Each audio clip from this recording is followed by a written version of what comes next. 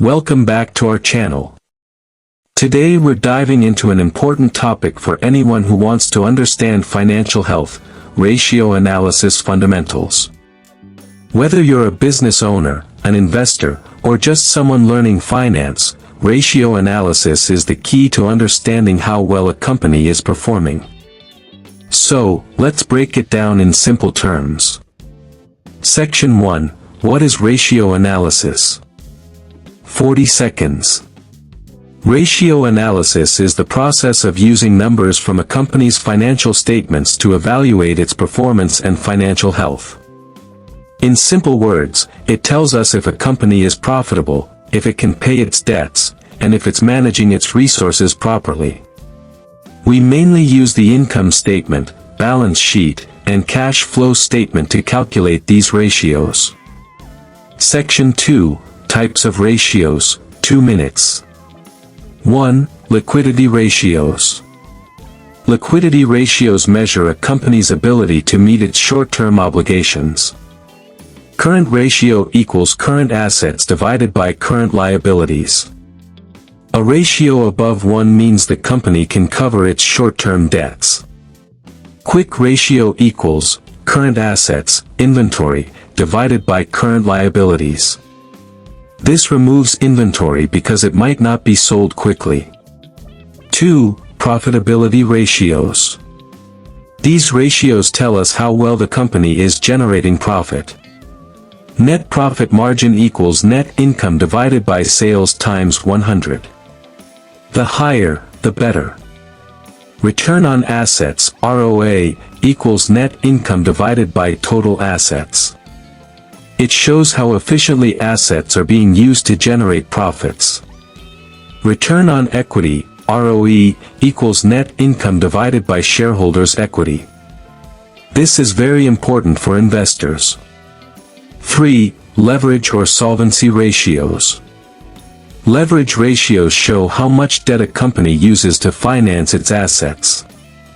Debt-to-equity ratio equals total debt divided by shareholders' equity. A high ratio means the company is heavily dependent on debt, which could be risky. 4. Efficiency ratios. Efficiency ratios measure how well a company uses its assets and liabilities. Inventory turnover equals cost of goods sold divided by average inventory. It shows how many times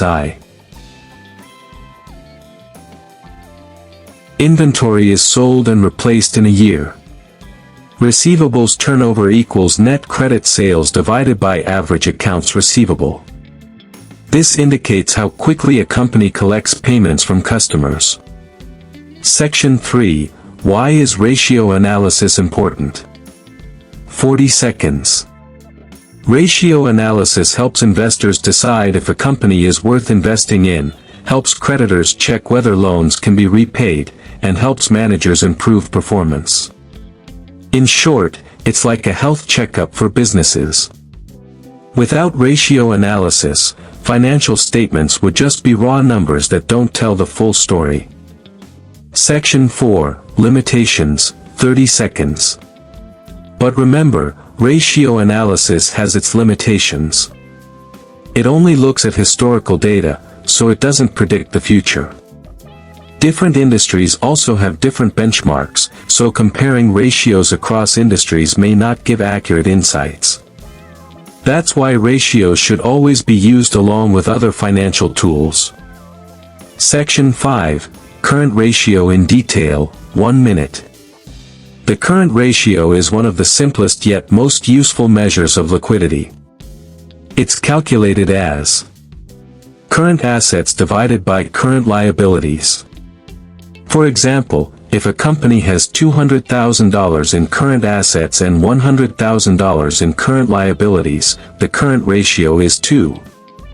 This means the company has $2 of assets for every dollar of liability. A ratio under 1 is a red flag, but a ratio too high could also mean the company is not using its resources effectively. Section 6. Quick ratio, acid test, 1 minute. The quick ratio takes liquidity one step further by excluding inventory.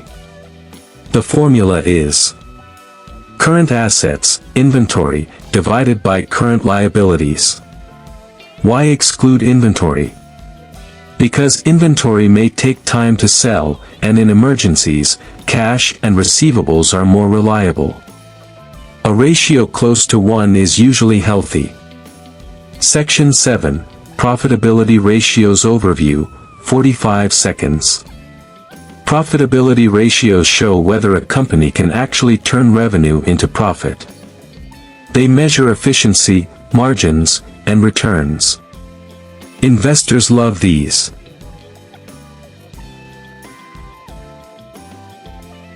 Ratios because profit is the main driver of stock prices. Section 8, Gross Profit Margin, 50 seconds. Gross profit margin equals gross profit divided by sales times 100. It shows how much money is left after subtracting the cost of goods sold. For example, if a company sells $100,000 worth of goods and the cost is $60,000, the gross profit margin is 40%. The higher the margin, the more pricing power and efficiency the business has. Section 9, Net Profit Margin, 45 seconds. Net profit margin equals net income divided by sales times 100. This tells us the bottom line after all expenses, interest, and taxes. A company might have high sales, but if expenses are also high, the net margin will be low. That's why this ratio is often called the true measure of profitability. Section 10, Return on Assets, ROA, 45 seconds. ROA equals net income divided by total assets. It shows how efficiently the company is using its assets to generate profit. A higher ROA means better management and use of resources. Section 11, Return on Equity, ROE, 50 seconds. ROE equals net income divided by shareholders' equity.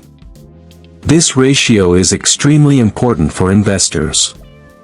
It shows how much profit is being generated with the money shareholders have invested. A consistently high ROE is a sign of a strong, shareholder-friendly company. Section 12, Leverage Ratios Overview, 40 seconds. Leverage ratios highlight how much of the company's financing comes from debt versus equity. Too much debt increases risk, but some debt can boost returns. Balance is the key. Section 13, Debt-to-Equity Ratio, 50 seconds. This ratio equals total debt divided by shareholders' equity. If the ratio is 2, it means the company has $2 of debt for every $1 of equity. Investors usually prefer lower ratios, but in capital-intensive industries like airlines, higher ratios are common. Section 14, Interest Coverage Ratio, 50 seconds. Interest coverage ratio equals EBIT divided by interest expense. It measures how easily a company can pay interest on its debt. If the ratio is below 1.5, the company may struggle to meet obligations. Above 3 is usually comfortable. Section 15, Efficiency Ratios Overview, 40 seconds. Efficiency ratios measure how well the company manages its assets. They tell us if inventory is being sold fast, if receivables are collected quickly, and how efficiently assets generate sales. Section 16, Inventory Turnover, 50 seconds. Inventory turnover equals cost of goods sold divided by average inventory. For example, if a company's COGS is $500,000 and average inventory is $100,000, the turnover is 5. This means the inventory is sold and replaced 5 times a year. Higher is better, but too high may mean stockouts. Section 17, Receivables Turnover, 50 seconds. Receivables turnover equals net credit sales divided by average accounts receivable. It shows how fast a company collects money from customers. A higher number means customers are paying faster, improving cash flow. Section 18, Asset Turnover, 45 seconds. Asset turnover equals net sales divided by total assets. It shows how effectively the company uses its assets to generate sales. A low turnover may mean underutilized assets, while a high turnover shows strong efficiency. Section 19, Limitations of Ratio Analysis, 1 minute. Ratios are powerful, but they're not perfect. They rely on historical data, which doesn't guarantee future performance. Different industries have different standards, so comparisons must be made carefully. Also, accounting methods can affect ratios, for example, how inventory is valued or how depreciation is recorded. Section 20, Final Takeaway, 1 minute. In summary, ratio analysis is like a financial X-ray. It helps investors, managers, and lenders see the strengths and weaknesses of a company. By combining liquidity, profitability, leverage, and efficiency ratios, we get a complete picture of financial health. But remember, ratios should never be the only tool you rely on. Always look at the bigger picture. That's it for today's video on ratio analysis fundamentals. If you found this helpful, don't forget to like, share, and subscribe to the channel for more finance insights. Thanks for watching, and I'll see you in the next one.